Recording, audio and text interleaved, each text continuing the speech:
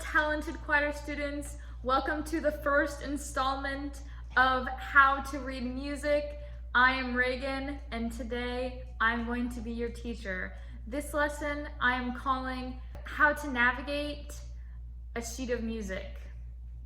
So the very first thing that you will need to know to eventually learn to sight read music is the note names. So we only sing the notes A through G. We take these note names and we move them onto sheet music. We also call the arrangement that they're in on sheet music staffs. So the top staff is called the treble clef. You might have heard this before, but the spaces spell face. So that means that starting with the very bottom space, they start with F and then A and then C and then E. And the lines don't spell anything, but this mnemonic device to help us remember. The mnemonic device is every good boy deserves fudge, or every good boy does fine. So I like to use every good boy does fine because when we switch to the bass clef, lines on the bass clef spell good boys do fine always. It's very similar. And the spaces on the bass clef have another mnemonic device, and they are all cows eat grass, or all cars eat gas. So that is the note names. We also learned that the top staff is the treble clef, and the bottom staff is called the bass clef. Typically in choir, sopranos and altos sing on the treble clef, and basses and tenors sing on the bass clef.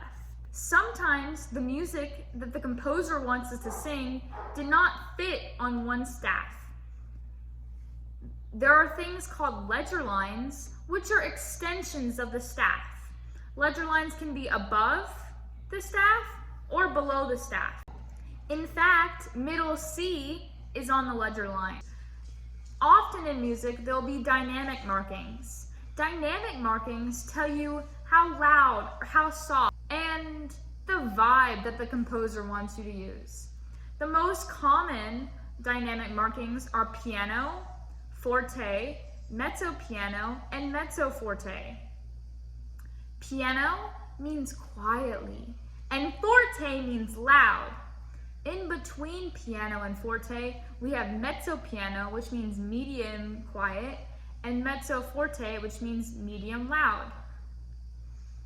This sign means to gradually get louder, and this sign means to gradually get more quiet. The other most important part to learning music is making sure that you highlight or circle your part, because it's way easier to look at music that's been noted.